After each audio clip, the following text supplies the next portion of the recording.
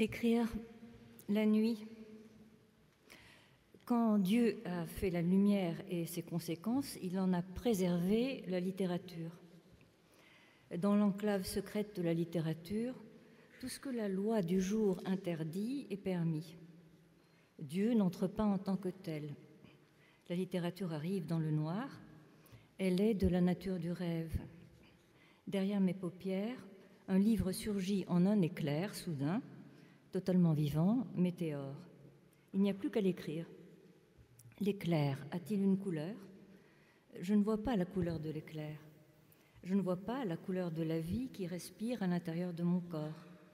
L'éclair du livre aura été plus vite que la lumière. Pour recevoir l'éclair de la littérature, il faut une chambre bien obscure. La chambre sera protégée par plusieurs épaisseurs de rideaux. On en trouvera le modèle précis dans les premières pages de la recherche du temps perdu. Une chambre, eine Kammer, une caméra. Dans la caméra, à peine la bougie éteinte, c'est toujours déjà la vie promise qui m'agit. Fiat nox. Voilà que je suis moi-même, dit Proust, une église, un quatuor, la rivalité de François Ier et Charles Quint. Je suis mon cheval, le col Saint-Bernard et le précipice, dit Stendhal. La servante, qui est un petit chien, est d'une noblesse maternelle pour Rimbaud. On ferme les yeux et aussitôt, maman est là, dis-je. Je vois ma mère et la mère d'Ulysse. Ma mère est ma grand-mère simultanément. Je suis en A et en B. Je voyage en Inde, en Syrie. Les yeux fermés, me voilà arrivé dans tous les mondes. Le jour m'aveugle. En rêve, je vois ici, dans tous les temps des temps. Dans ce rêve, ici s'appelle Isti. Il ou elle est passé par un trou d'épingle dans la toile de la nuit. Je devine que Isti veut dire béni dans l'autre langue, car elle ou il me regarde avec des yeux clairs comme une source. À ce moment-là, c'est l'heure. Dans la petite chambre obscure, au 2e étage de Trinity College, Newton s'éveille en rêve juste à temps pour apercevoir la lumière encore. Il voit l'invisible et elle danse. En plein jour, il n'aurait jamais vu la lumière. Newton est fasciné et il veut l'être.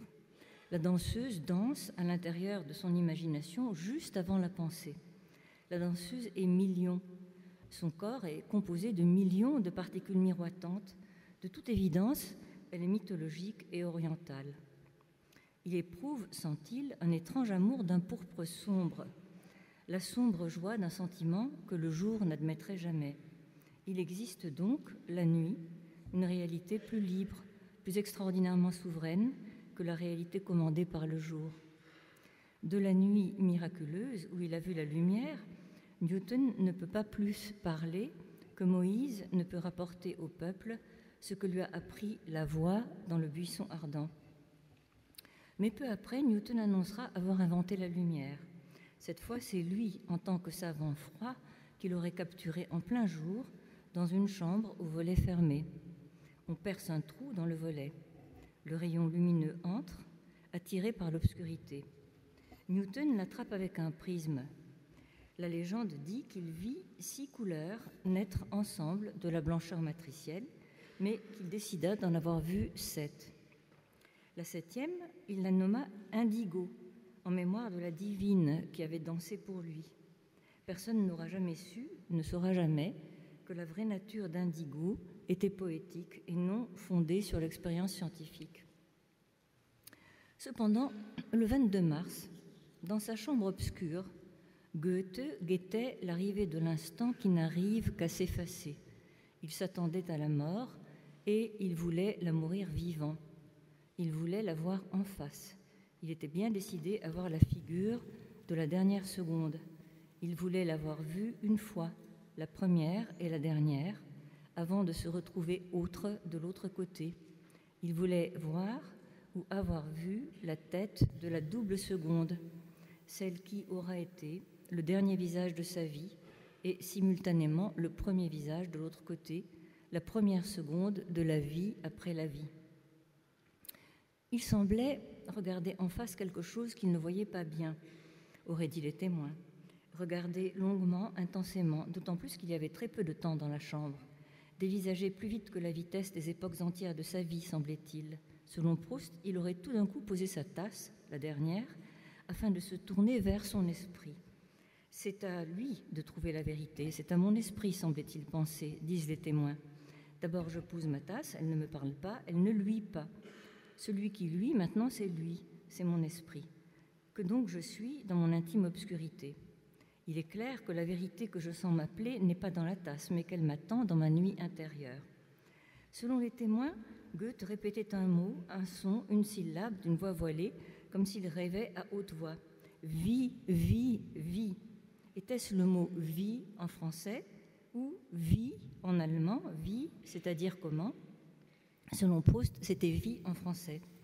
C'est ainsi qu'il voulait appeler celui ou celle qui arrivait, l'inconnu dont il ne pouvait voir le visage que dans l'obscurité. Le grand poète lui donnait son nom d'étrangère bienvenue.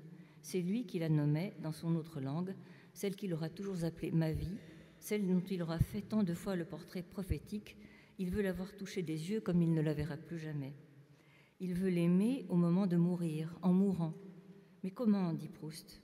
Grave incertitude, toutes les fois que l'esprit se sent dépassé par lui-même, toutes les fois que la vie, se sentant dépassée par elle-même, passe en survie. Quant à lui, le chercheur est en même temps le pays où il doit chercher. Il est en face de quelque chose qui n'est pas encore, qui, lui, derrière son arrière-pensée obscure.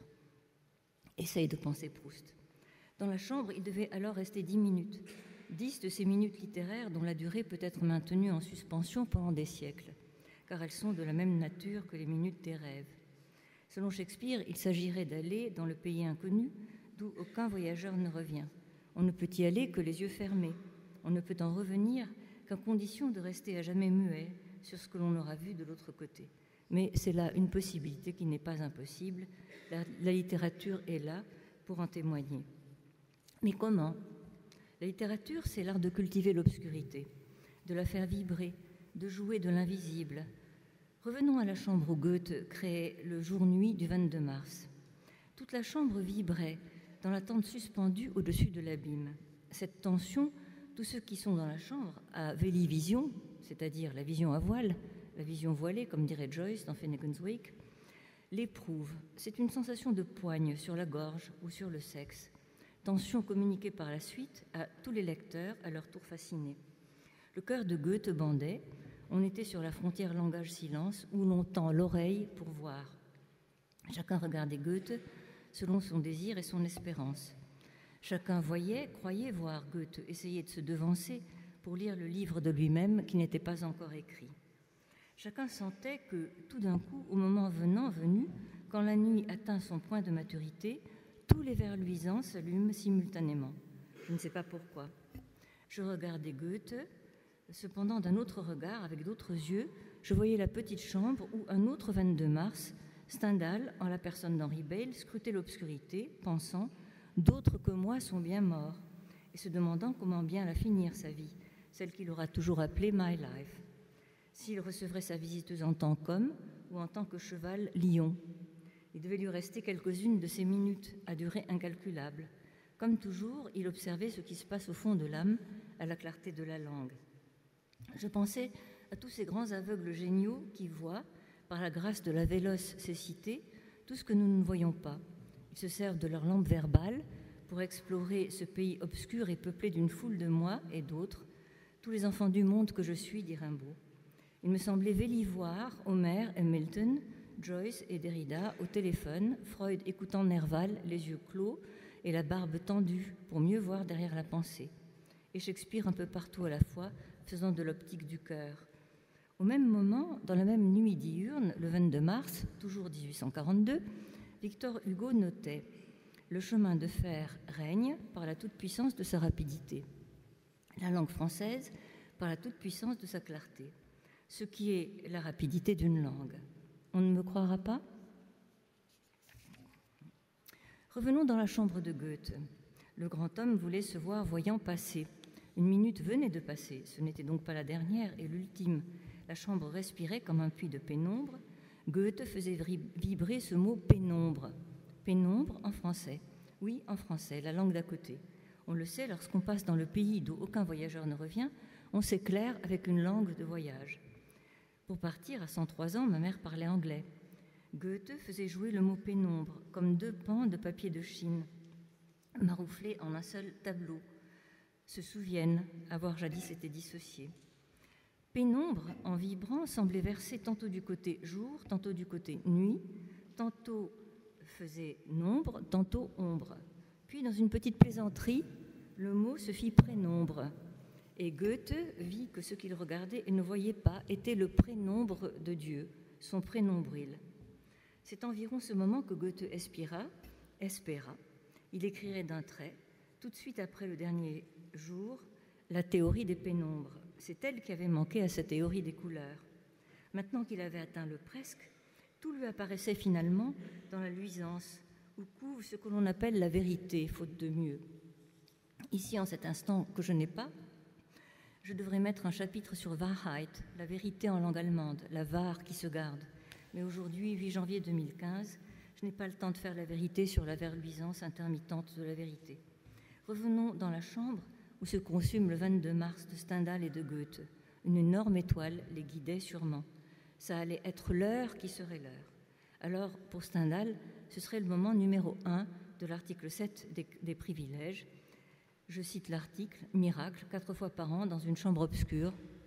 Au passage des saisons, le privilégié pourra se changer en l'animal qu'il voudra, en mouche par exemple, et monter sur un aigle, et ensuite se rechanger un homme. » Puis, tout d'un coup, Goethe parut joyeux, comme quelqu'un qui viendrait de recevoir la grâce d'une phrase se prête à écrire, la phrase glorieuse. Selon la plupart des témoins, l'homme émit 2 mots brefs, mehr Licht, plus de lumière, une phrase nominale. Mais selon une autre vérité, celle de Thomas Bernhardt, ce n'est pas du tout ça. Goethe n'aurait pas dit mehr Licht, mais mehr nicht. Ça suffit, assez, stop, pas plus. Toute sa vie, Thomas Bernhardt a essayé de faire reconnaître cette autre vérité, et en vain, en s'opposant à une armée de témoins, donc de faux témoins. Nous sommes les fauteurs de la légende. Tout ce qu'on dit de faux, Riemann, Eckermann et les autres, nous avons toujours voulu le prendre pour vrai. Nous avons toujours voulu faire de Goethe le champion universel de notre besoin de lumière. Nous avons peur et horreur de la nuit. « Laissez-moi écrire la nuit », avait dit Goethe, atteste Thomas Bernhardt. Je constate que ce revirement spectaculaire de vérité, même l'intrépide Thomas Bernhardt n'a pu l'imposer de son vivant. C'est seulement après sa mort que son récit vrai de la mourance de Goethe paraîtrait, comme il l'avait recommandé à son éditeur le 8 janvier 1985. Selon ma mère, et donc selon moi, c'est bien avec ces 2 mots, mehr nicht, que l'on décide de franchir la frontière pour aller à l'inconnu. Assez vu, comme dirait Rimbaud. Assez la lumière. Le jour est fini. L'heure, c'est l'heure, dit ma mère. Elle avait 103 ans. L'infini m'attend, dit ma mère. L'heure de commencer plus loin. La 104e année arrive. Passons, nuit suit.